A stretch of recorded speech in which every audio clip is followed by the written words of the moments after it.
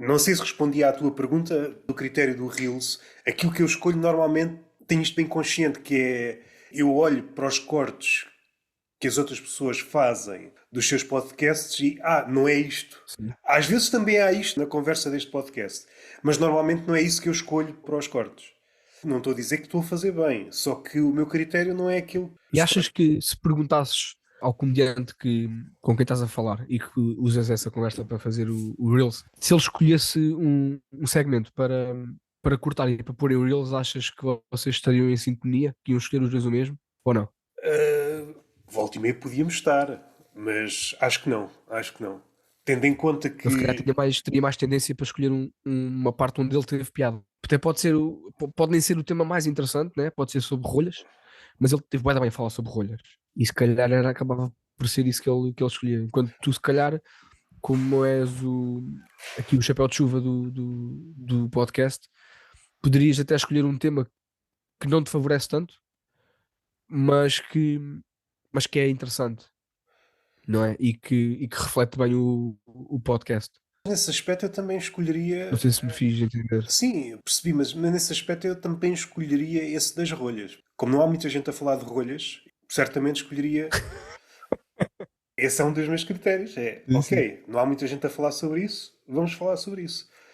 E acho que é um dos problemas do nosso país, muito honestamente. E nem faz sentido. Somos um país produtor de cortiça, estamos a Pois, negar as exato. nossas Quer dizer, origens. fala-se tanto de imobiliário, Exatamente. mas não há ninguém a falar do que realmente importa. Das rolhas, claro. Não sei se houve uma altura onde comediantes falavam sobre rolhas e começou a ficar para segundo plano, como os temas de casa de banho, cocó e xixi.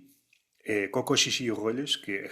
Eu acho que a rolha é muito arcaica ainda, não é? A rolha não evolui há centenas de anos. Porquê é que já não há uma rolha que é tipo de esponja e tu, ou seja, ela está no vinho, está no vinho. Quando tiras do vinho, ela sai do vinho e encolhe um bocadinho. E depois permite que tu, se não acabares de beber o vinho, que a voltes a pôr. Tipo, Eu, ela eu, encolhe e aumenta. eu entendo isso, Alguma mas. coisa nova. Acho que a rolha precisa de um rebranding. Sim, eu percebo. Isso aí é aquela lógica do comediante elitista. Está sempre a pensar em rebrandings. Seja na língua, Sim. seja.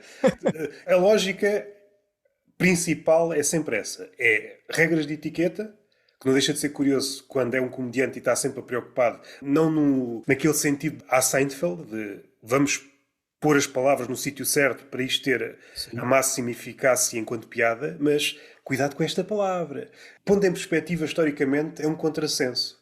Muitos comediantes não se apercebem disso, mas é um detalhe. O detalhe do rebranding. Estão sempre em rebranding como se a solução para o mundo fossem as marcas. O que não deixa de ser curioso porque isso está a expor a vitória do capitalismo. Já ninguém consegue pensar fora do capitalismo. Apanhaste-me.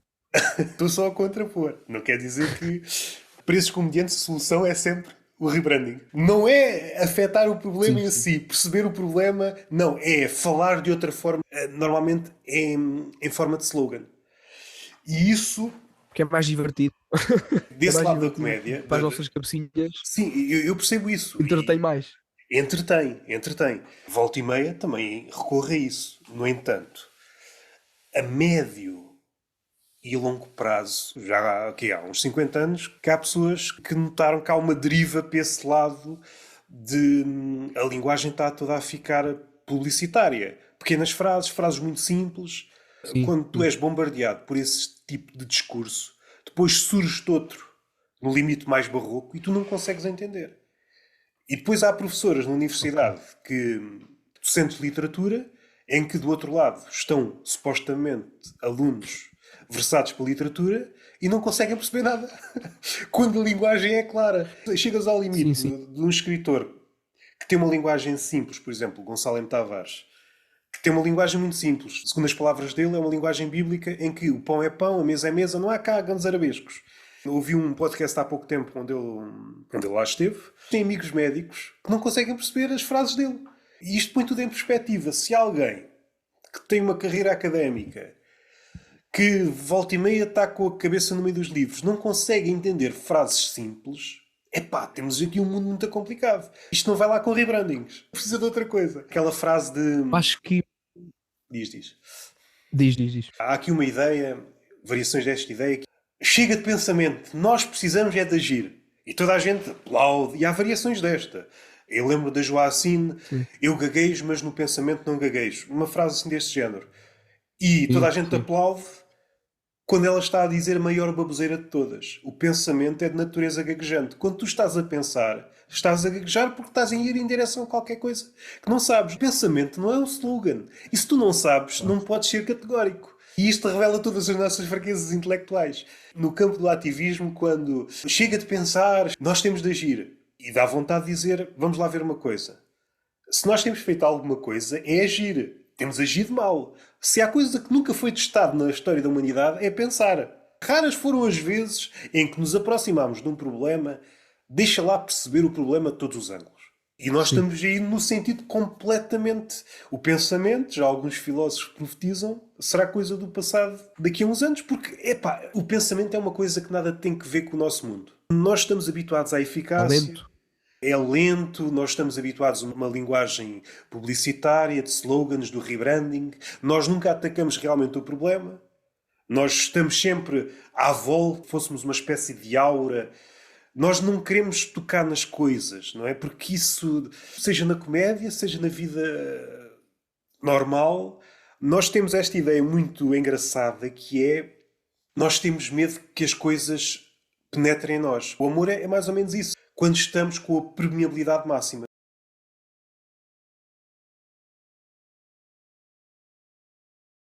nos transforma. Nós, quando estamos Exato. a maioria das pessoas não vai até aí. Mas aquilo que nós estamos a pensar, se chegássemos a este pensamento, é contrariar aquele verso do Camões que é o amador transforma-se na coisa amada. No caso dele, ele dizia coisa.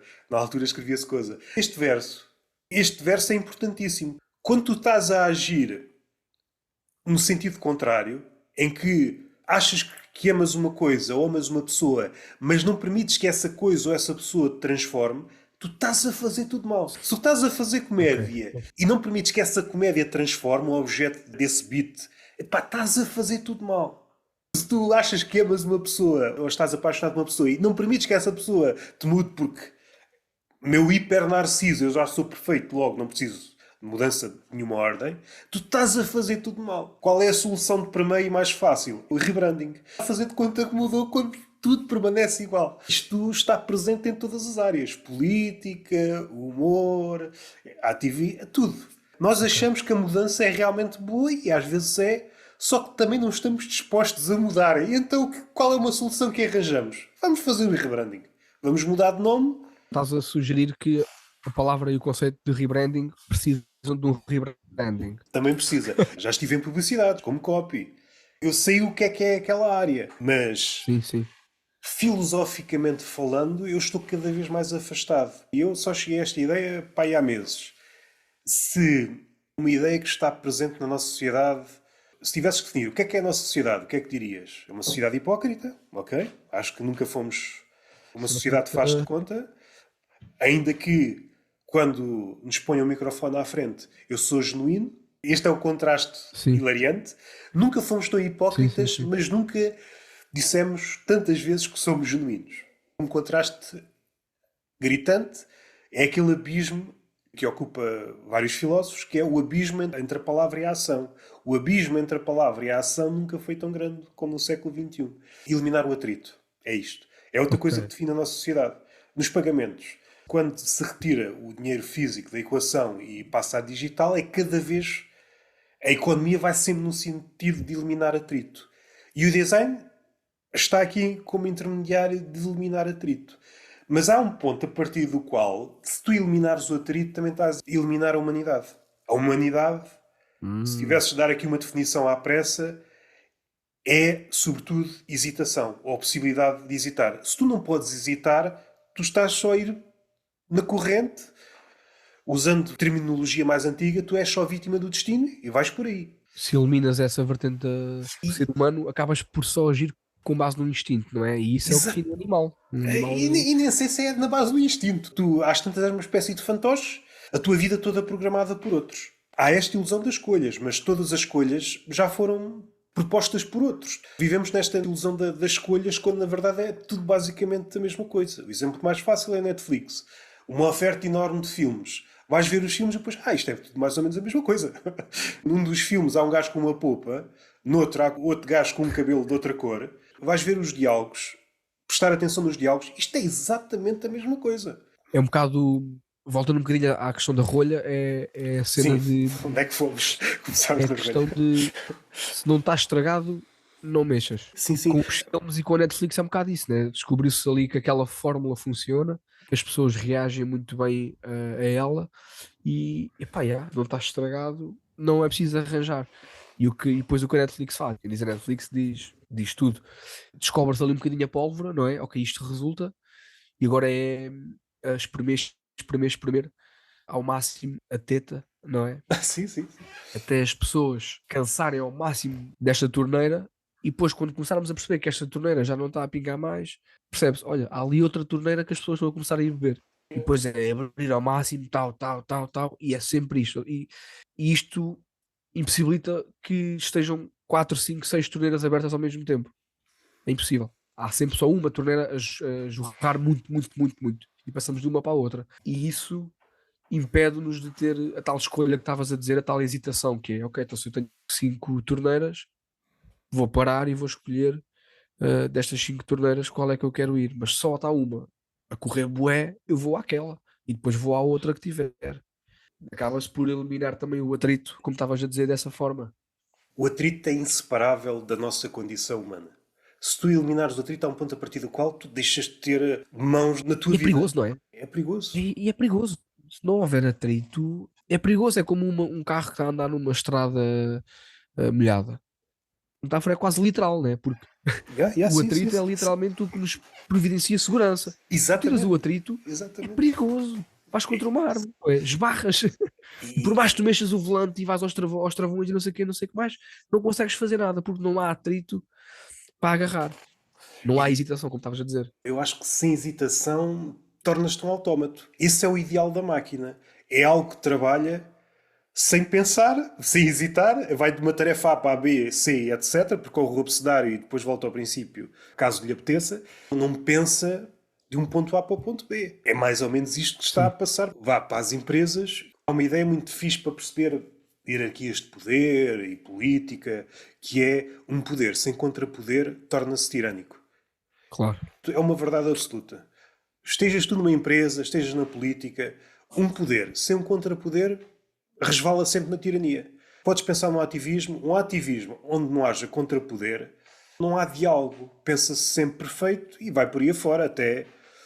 Pode começar até com boas intenções, mas quando dá conta, já resvalou e já está a ser pior do que aquilo que criticava ao início. Isto aqui do atrito, podes utilizar outras palavras. Quem diz atrito pode utilizar gravidade. A gravidade também é uma boa ideia para estas coisas da comédia.